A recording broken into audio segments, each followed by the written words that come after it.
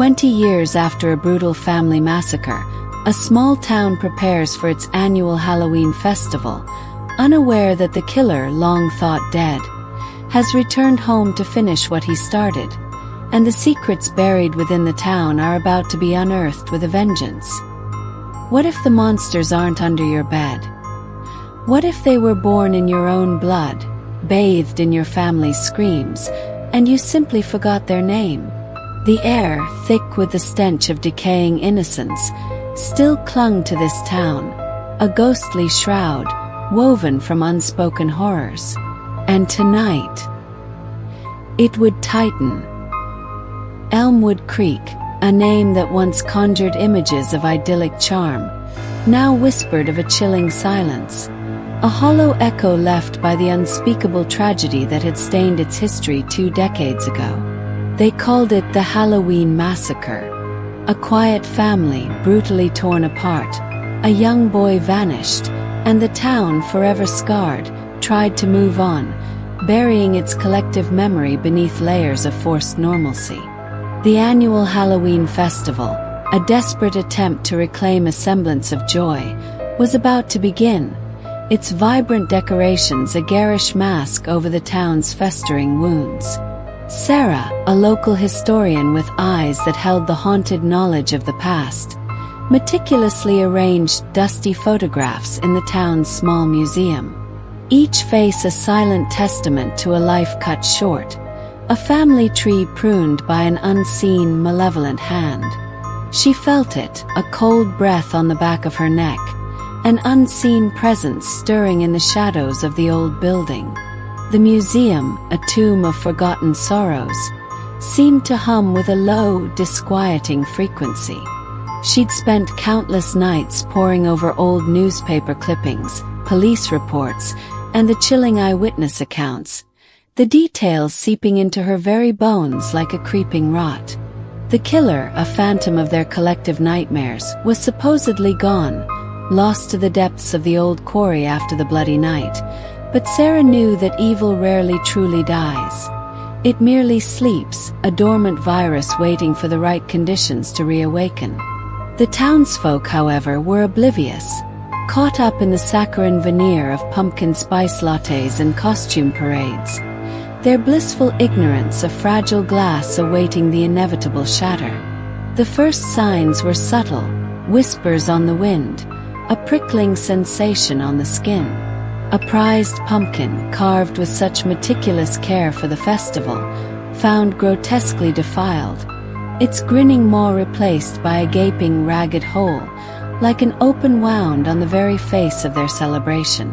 Then the power flickered, not just once, but in rhythmic, unnerving pulses, plunging Elmwood Creek into a momentary breathless darkness, then illuminating it again, each return of the lights a jarring reminder of their vulnerability. Sarah, now at the heart of the bustling festival, felt a tremor of unease ripple through the crowd, a collective intake of breath as the vibrant chaos momentarily stilled.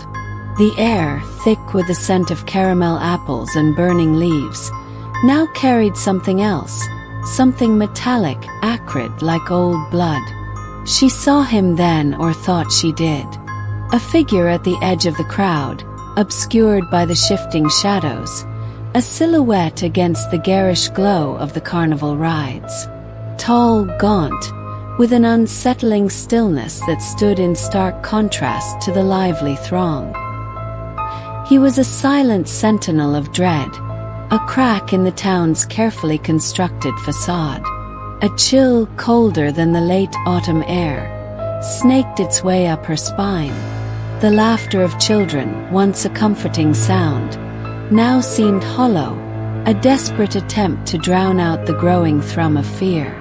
She pushed through the bodies, an urgent, frantic need to see his face, to confirm the impossible, her heart hammering against her ribs like a trapped bird. The festive music, once so innocent, began to warp, distorting into a dissonant, grinding screech, a twisted symphony of oncoming terror. She could almost taste the fear in the air, a bitter metallic tang on her tongue.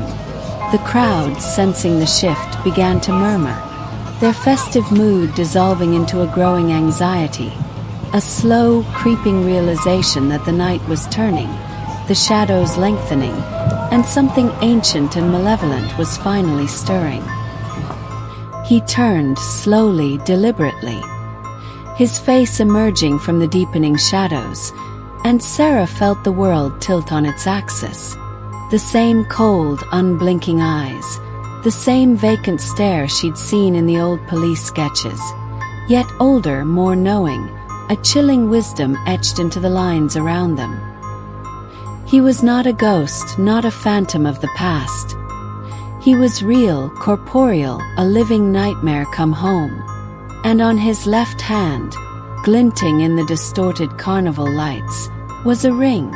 The same family signet ring, tarnished with age, but unmistakably the one belonging to the boy who vanished, the son of the massacred family, the supposed victim. He hadn't vanished. He had become something else, something monstrous.